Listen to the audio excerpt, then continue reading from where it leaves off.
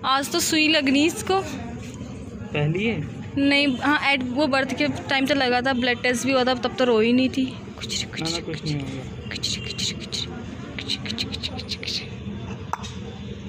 हाय हाय।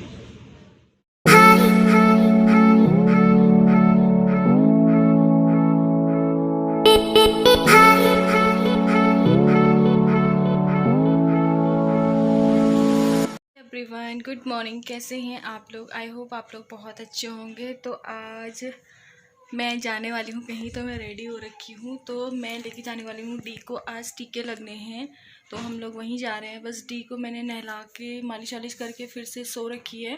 पहले मालिश करके फिर नहला, फिर लोशन वगैरह लगा के देन मैं भी रेडी हो चुकी हूँ। तो अब हम लोग निकलते हैं। और तो अकेले ले जाना थोड़ा सा डिफ़िकल्ट होता है, तो मैं सोच रही हूँ ऑटो को बुलाऊँ, बट अभी मामा जी आ रहे हैं मेरे साथ, तो बहुत अच्छी बात है क्योंकि आजकल बहुत गर्मी होती है, अकेले जाना पॉसिबल नहीं हो पाता है। और ऊपर से पैदल तो बिल्कुल भी नहीं, गाड़ी हो तो चलता भी है। सो डी मैडम उठ रही हैं अभी, तो हम लोग निकलते हैं और मिलते हैं वहाँ पे।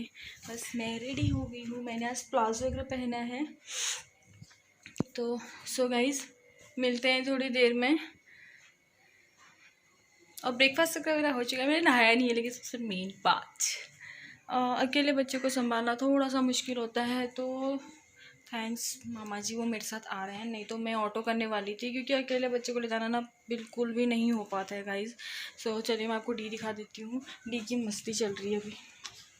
हेलो बच्चा, गुड मॉर्निंग।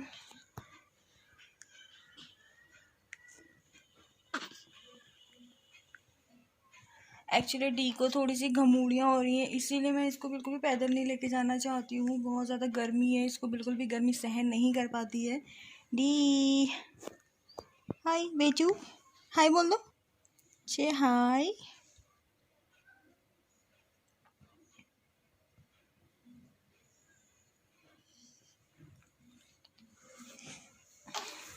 सो गाइस मैं मामा जी को बोलती हूँ हम लोग रेडी हो चुके हैं, फिर मैं मिलती हूँ आपसे। सो हम हो गए हैं रेडी। डी बेटू इधर देखो बेटा ये देखो इस मैडम को। सो गाइस हम लोग निकलते हैं, फिर मैं मिलती हूँ आपसे बाद में। देखते हैं डी का क्या हाल होता है आज इंजेक्शन लगाने से। जब फर्स्ट टीके लगे थे बर्थ के बाद, तो तब तो नहीं रोई थी, और ब्लड टेस्ट भी हुआ था तब बिल्कुल नहीं रोई थी। आज देखते हैं क्या करती है। मैं बहुत नर्वस हूँ क्योंकि अपने बच्चे को इंजेक्शन लगते हुए बिल्कुल नहीं देख सकती हूँ। तो लेट्स सी, बट क्या करें, देखना तो है ही। दूसरे के बच्चों को बहुत ठोक रखे हैं, तो अपने बेबी का भी करना ही पड़ेगा, देखना पड़ेगा। सो गाइस चलो मिलते हैं थोड़ी देर में। हम लोग आ गए टीका लगाने, और ये है मामा जी। Oh my god, same same mask लग रहा है वैसे तो हमारा ये और ये देखो इसको। ए यहाँ तो बहुत भीड़ हो रही है अभी। तो देखो हमारा नंबर कब तक आता है। वैसे भी हमारा जो वो है बुक सबसे नीचे लगा हुआ है। वो नहीं है, वो ऐसा ही है ना। गाइस हम लोग घर आ चुके हैं और डी को लग गए हैं टीके। ओपीवी और पेंटा टीके लग चुके हैं। सो डी नहीं रोई बहुत ज़्यादा, लेकिन डी से ज़्यादा मुझे रोना आ रहा था। डी ने बस जरा मुंह टेढ़ा किया। डी अपने पापा की तरह थोड़ी सी ब्रेव है ना, इसीलिए। बिकॉज मम्मा की तरह होती तो पता नहीं क्या होता। तो हम लोग आ गए हैं थैंक्स टू मामा जी, क्योंकि वो लोग हमको लेके आए, हमारे साथ वेट किया और हमें घर भी लेके आए। बिकॉज इस टाइम पे ना मुझे ऐसा लगता है अपने घर वाले नहीं करते हैं अब हमारे लिए, तो बाहर वाला तो कोई बहुत मुश्किल से। तो मामा हमेशा मेरा, जब भी मुझे प्रॉब्लम है, आप लोग को पता होगा एक वीडियो मैंने पहले भी कहा था, जब मुझे लूज मोशन हो गए थे, मैं एडमिट हो गई थी, तब भी मेरा साथ उन्होंने ही दिया था। वही मुझे वहाँ लेके गए थे, उन्होंने मुझे एडमिट किया था। तो रियली उन लोगों ने इस टाइम पे ना मेरा हर प्रॉब्लम में मेरा बहुत साथ दिया है। रियली मैं मामा मामी को थैंक यू कहना चाहूँगी। मुझे किसी भी चीज़ की कभी भी मतलब ऐसा नहीं हुआ कि मैं क्या करूँ, अब मुझे क्या करना चाहिए, क्योंकि उन्होंने हमेशा मेरा साथ दिया है। तो आज भी मैं यही सोच रही थी कि मैं कैसे जाऊँगी, क्योंकि बहुत धूप हो रही है और बिल्कुल भी बाहर निकलने लायक नहीं रखा। देन डी को फिर घमूड़ियाँ बहुत ज़्यादा हो रही हैं, तो मैं डर रही थी कि अब क्या करूँगी। तो मैं ऑटो का जुगाड़ कर रही थी, तो फिर मामा ने कहा चल मैं आ जाता हूँ, मैं इधर को छोड़ दूँगा। Thank you. एक्चुअली मैं थोड़ा सा नर्वस, थोड़ा सैड हो गई थी, तो इसलिए मेरी आंखों में थोड़े आंसू आ गए थे। बस अभी नेक्स्ट टीके तक तो हम लोग बाबू के पास चले जाएंगे। मैं चाहती भी हूँ कि हम जल्दी से चले जाएं, क्योंकि हम लोग भी उनको बिना मन नहीं लगता, बहुत टाइम हो गया है बाबू से दूर रहते हुए, तो बिल्कुल अच्छा नहीं लगता उनसे दूर रहना, क्योंकि मुझे आदत सी हो गई अब उनकी और उनको भी। और अभी तो उनको डी की बहुत याद भी आती है। 1 मिनट, बहुत हार्ड। अभी डी को हल्की हल्की नींद भी आ रही है, और तो उन्होंने बोला आधे घंटे तक फिर नहीं कराना है तो नहीं कराना है। देन जो पैर में लगा हुआ इंजेक्शन था इसमें, तो उसको भी सेकना है बर्फ़ से। कैसे देख रही है मेरा छोना बाबू। इसको बिल्कुल भी गर्मी सहन नहीं होती। अगर 1-2 दिन बारिश हुई थी तो इसके सारे घमूड़ियाँ दूर हो गई थी, फिर से पूरी रेड हो गई है। पूरा पाउडर करना पड़ता है मुझे इसको। इनफैक्ट कभी कभी इसका सर लाल हो जाता है तो मैं उस पर भी पाउडर लगा देती हूँ, बिकॉज उसके बाद फिर मालिश से पहले उस टाइम पे फिर नहला देती हूँ।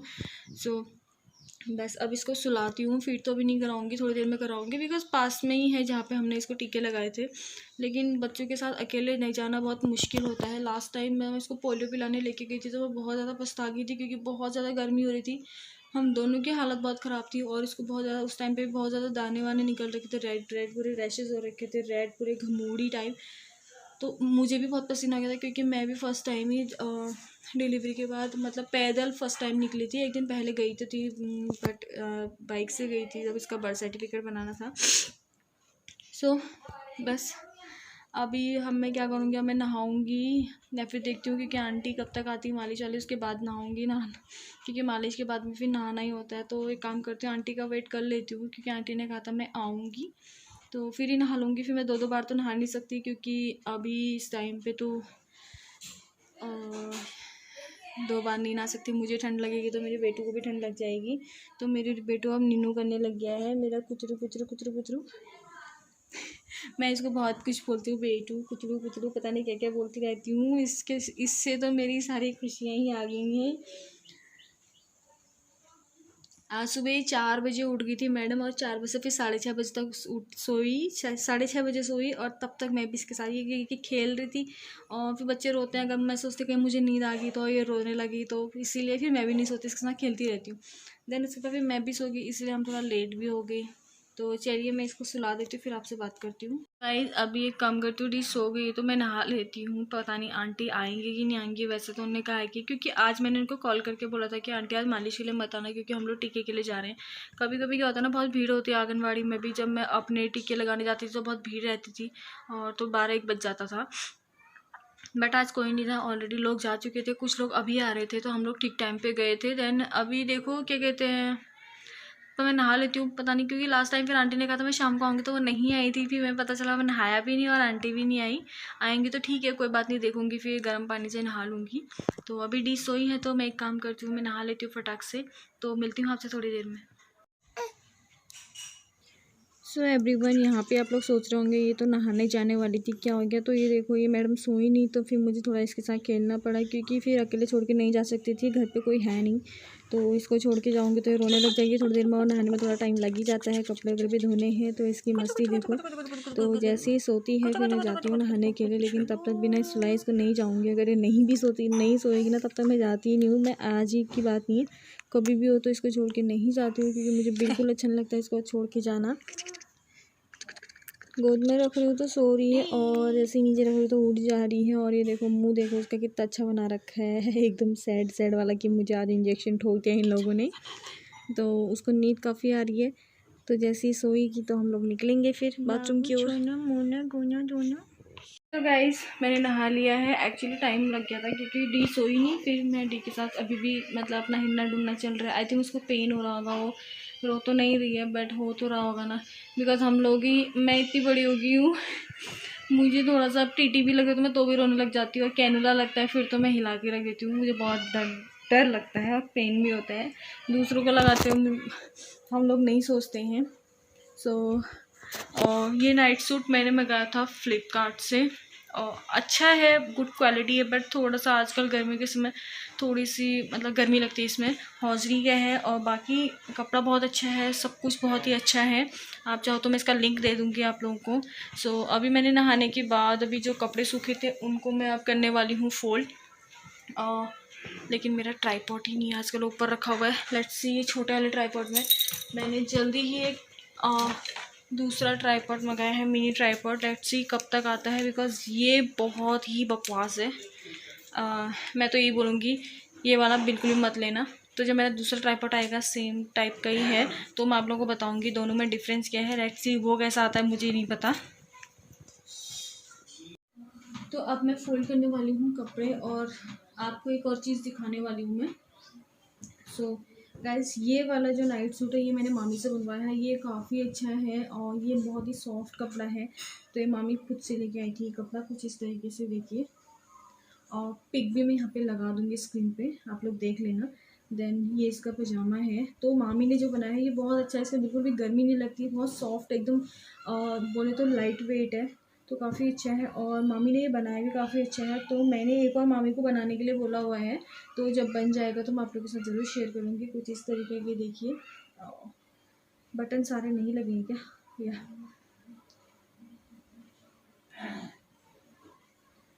तो ये देखिए। और वैसे भी मैं जाने वाली हूँ तो कुछ ड्रेसेस मैं अभी मम्मी को सिलने के लिए दे चुकी हूँ, बिकॉज मैं वहाँ जाके बाहर नहीं निकल पाऊँगी कुछ टाइम तक मार्केट आ रही, क्योंकि बेबी छोटी है तो मुझे नहीं लगता हम लोग को ज़्यादा इधर उधर घूमना चाहिए।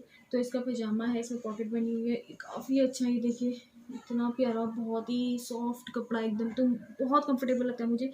ये जाड़ों के लिए ठीक है, बिकॉज इसमें थोड़ी सी गर्मी लगती है, वरना ये बहुत ही गुड क्वालिटी का कपड़ा है। और ये हौजरी का है और ये मुझे नहीं पता, ये मामी को ही पता हो सकता है। देन अब मैं करने वाली हूँ कपड़े फोल्ड। तो मैं डी के कपड़े सूख गए थे। और ये है डी का टावल जो हम लोगों ने मंगाया था फ्लिपकार्ट से। ये 2 मंगाए थे हमने 500 के, एक ब्लू कलर का एक पिंक कलर का है। तो हाँ, ये हमने डी के होने से पहले ऑर्डर कर लिया था, लेकिन हमारे डी के होने के बाद हम लोग को रिसीव हुआ था। तो ये काफ़ी अच्छा टावल है और जल्दी से एकदम से डी नहाती है तो मैं इसको कवर कर लेती हूँ, सारा पानी ऑब्जर्व कर लेता है ये जो भी है। तो बहुत देर तक उसको मतलब ऐसे घिसना नहीं पड़ता है बस। तो फटाफट से मैं अपने कपड़े फोल्ड कर लेती हूँ। और डी के कपड़े पे सूख गए थे। और ये जितने भी नैपीज़ हैं ये मैंने मंगाए थे फ्लिपकार्ट से। ऑलमोस्ट मैंने अपनी शॉपिंग फ्लिपकार्ट से ही की थी। ये काफ़ी अच्छे हैं, मुझे 12 का पेयर मिला था, 300 समथिंग कुछ का था। मैं इसका भी लगा दूँगी स्क्रीन पे, क्योंकि मुझे याद नहीं है, क्योंकि मैंने पहले ही मंगा दिए थे। और ये बहुत ही अच्छे हैं, कॉटन के हैं। ये मुझे 12 पीस मिल गए थे और रियली इतने अच्छे हैं, बहुत ही मतलब गुड क्वालिटी के हैं। जैसा मैंने सोचा था वैसा ही एकदम निकले हैं। एक्चुअली हमारी कूड़े की गाड़ी आ गई थी। एंड ये है डी का नाइट सूट जो मम्मी लेके आई थी विशाल से। तो काफ़ी अच्छा है, मैं डी को रात को इसको पहना देती हूँ। एक और है तो इनको तो काफ़ी कंफर्टेबल है और अच्छा कपड़ा है, एकदम सॉफ्ट कपड़ा। बच्चों को जितना सॉफ्ट कपड़ा पहना उतना अच्छा है, और जितना कम पहना और रात को उतना अच्छा है। एकदम घौच पौच मुझे पसंद नहीं है। तो बस इसमें कुछ फीते से हैं, इनको हल्का सा नोट कर दो, तो बस प्यार से सुला दो डी को। अब मैं फटाफट से फ़ोल्ड कर लेती हूँ, नहीं तो मेरी बातें बहुत लंबी और वीडियो बहुत ज़्यादा लंबी चपड़ चपड़ चपड़ चपड़ चलती रहेंगी। और गाइस ये है सैडल, जो ये इसको मैंने ऑनलाइन मंगाया था। ये कॉटन का है, बच्चों को रैप करने के लिए काफ़ी अच्छा रहता है, स्पेशली गर्मी के दिनों में। अगर आपको कुछ ज़्यादा नहीं उड़ाना है क्योंकि गर्मी बहुत ज़्यादा लगती है, तो इसको कवर कर दो। ये बहुत अच्छा है।